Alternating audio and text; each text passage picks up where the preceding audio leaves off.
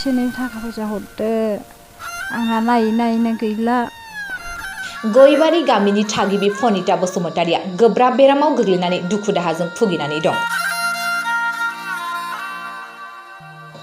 गसाइगाव महकुमानि सिङाव थानाय गयबारि गामिनि थागिबि फनिता बसुमतारिया गोबाव समनिफ्रायनो लोमजानानै दं।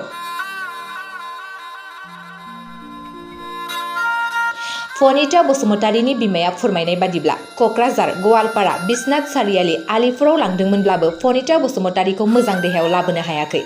फनिता बसुमतारिया गावनि लोमजानायखौ मोजां डक्टरनाव नायजानो थाखाय गासैबो रायजो राजा आरो बिटिआर सरकारनिसिम आर'ज खालामदों आरो अनसुंथाइ लुबैदों।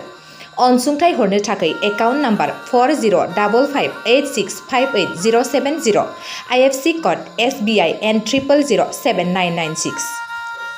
एसे थाखा फैसा हरदो आंहा नायनो गैला आरो आंहा हा हु फानजोब्बाय आरो हनै फिसा फिसौफ्राबो उन्दैसो फिफायाबो खामला मावनानै सानफ्रामबो बोथिखर ओंखाम लाबोनांगौ दिनैबो थानाय जायाखिसै आरो हनै आंखौ लाङो नायनायावनो थाखा फैसा जोबनानै अपारेसनखौ खालामनो हायाखिसै अननानै बे एकाउन्टावनो हरदो आइफोर आफाफोर।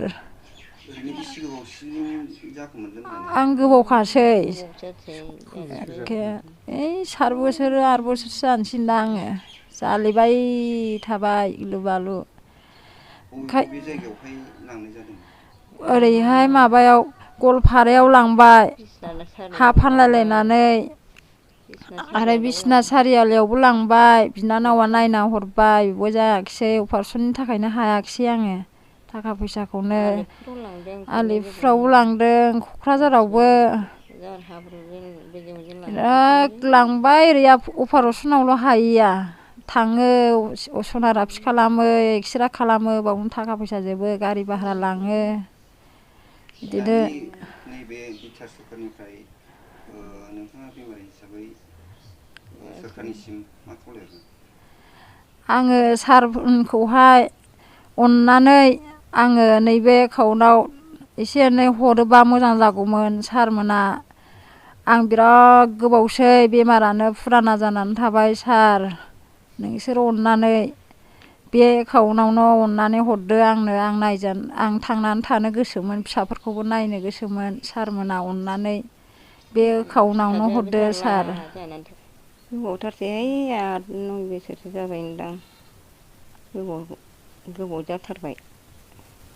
अननानै बिदि फैसा सोनानै हरोबालाय मोजां जागौमोन आइ आफाफ्रा रायजो राजाफ्रा मा खालामबावनो बेहा हाबो गैला हुबो गैला मोसौबो गैला गासिबो फाननानै जाजोब्बाय गासिबो नायनोनो जेबो राहा गैला।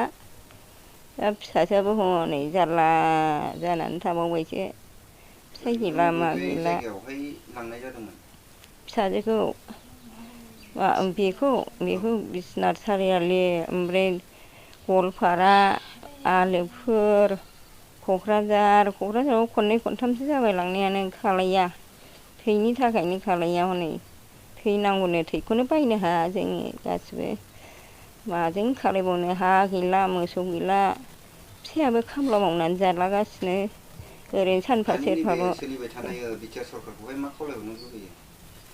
मारैबा होनो मालायबा मारैथो मिथिबावनो आंलाय एसे सारमोननावहाय एसे लुबैयो जोङो गैयि हिसाबै दा नायफैबाथ' मोजां खोथा नायफैबाथ' मोजां गावसोर मा होनो गावसोर मारै खालायो।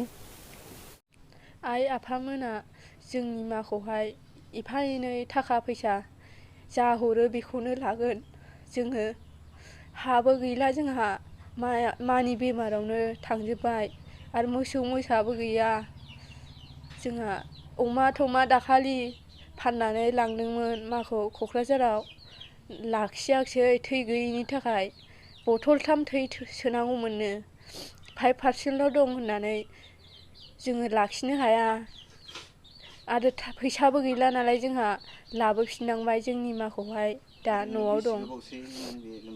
लोमजानाया 8 बोसोरानो जाबाय दासिमबो हामाखै दङ बिसिनायाव गोलैसोयो एखमबा मोजां जायो एखमबा बारा जायो जेबो गोरोन्थि गैया। बबे बबे हस्पिटालावहाय लांनाय जादोंमोन?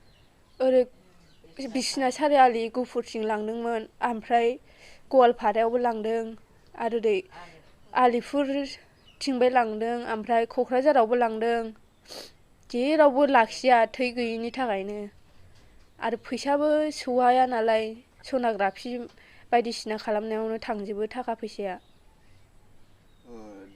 दायो रायजो राजा आरो बिटिआर सरकारनिसिम मा खावलायहरगोन?